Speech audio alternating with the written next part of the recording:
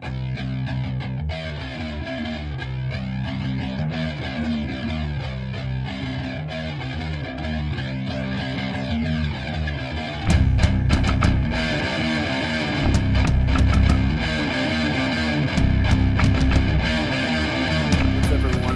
back out here at another episode of The Couch, and this week I got Mark here with me. I want to talk to Mark a little bit. Now, for those who don't know, Mark is pretty much the unsung hero of this record.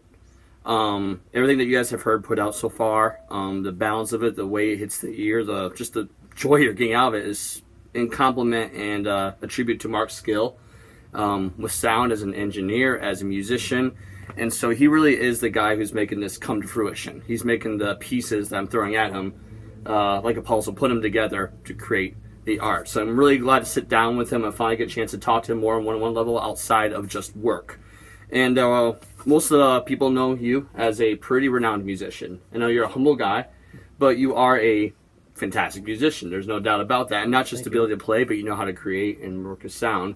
So where does this all start with you? Where does your musical journey even begin?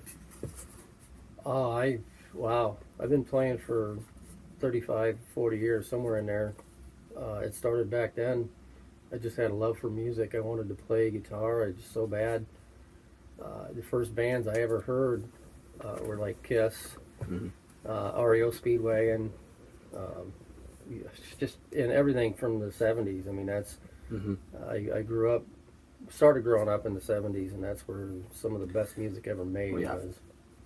Yeah, you see that the 70s spawned some of the best musicians that ever came about. Even today's best acts, the 90s grunge era spawned from the 70s. It inspired a whole new wave of music, and my brother and my dad came from that era too, so I grew up with my dad's music. So what was your first instrument? Was it a guitar, or what? Do you remember what it was?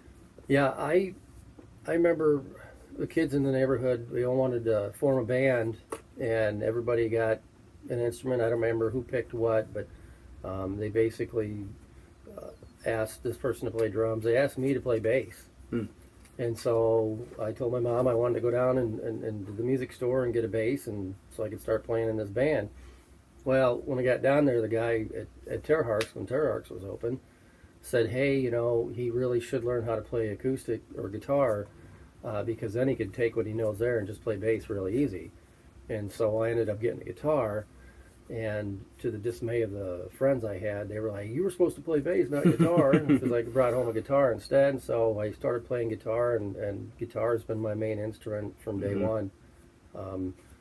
Music was not easy for me. It was not easy for me to play. I worked my butt off for years and years to learn how to play.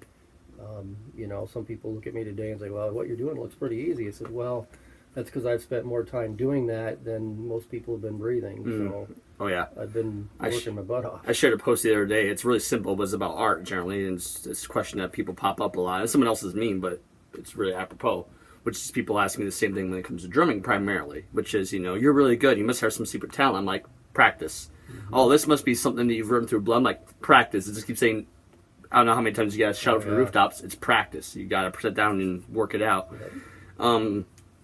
So you've been involved in multiple projects over a long time. Which would you say have been some of your more memorable ones, or one that you've enjoyed, maybe not the most, but have stood out to you in your mind as some of your better opportunities? Oh, geez. I don't know. I love music so much that most of it's just extraordinary for me, anything I've been a part of. I think when you did your first album here in the studio, that really kind of helped give me a new life there, because I had to learn a few things while we were doing it about recording drums, because drums are probably the most complicated thing to record, and so it was really nice to be able to go through that and then expand my knowledge. But in the past 6 years, from being out in the studio and playing music constantly, I personally just have learned so much that everything that's going on right now is just exciting for me musically. I mean, it's just fun. Yeah, and I've enjoyed a lot of your projects too. I've gotten both of your Athame and your Frazer project. I've enjoyed them both. It's hard to say which one I like more because they're two sides of the same coin.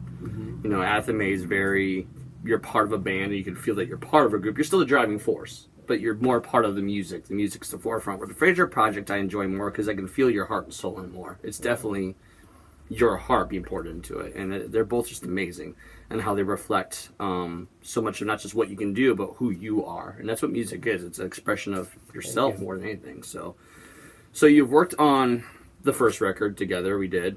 Now this is the second one. So what would you say have been some of the biggest, I don't say takeaways, but differences, and since the first one?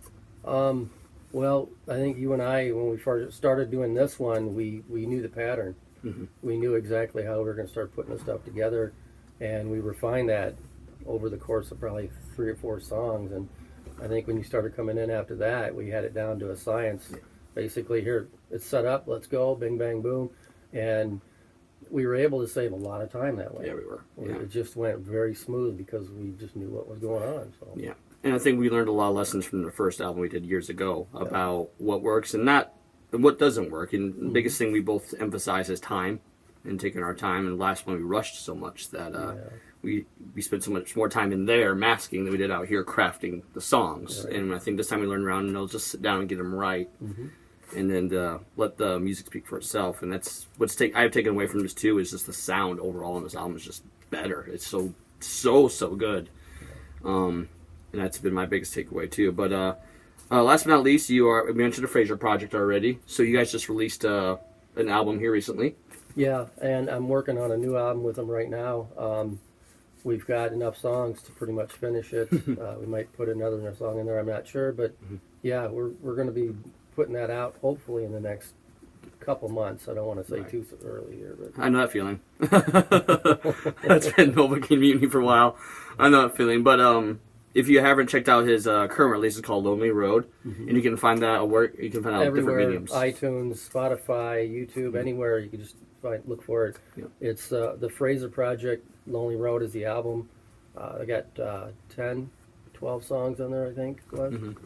So it's an amazing album. If you like beautiful musical collaboration, and if you like music that showcases just messaging through the music itself, very Hendrix-like, you hear through as much the instrument as you do the singer.